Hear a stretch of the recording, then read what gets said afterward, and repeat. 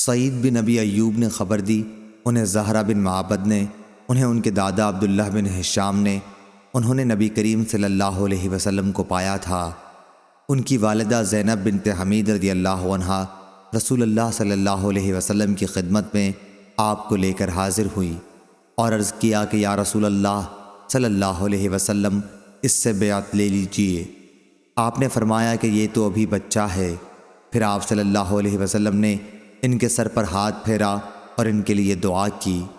اور زہرہ بن معبد سے روایت ہے کہ ان کے دادا عبداللہ بن ہشام انہیں اپنے ساتھ بازار لے جاتے، وہاں وہ غلہ خریدتے۔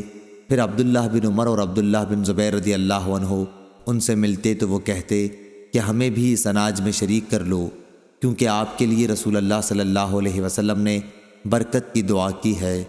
چنانچہ عبداللہ بن ہشام انہیں بھی شریک کر لیتے اور کبھی پورا ایک اونٹ مائے غلہ نفع میں پیدا کر لیتے اور اس کو گھر بھیج دیتے۔ صحیح بخاری حدیث نمبر 2501 2502۔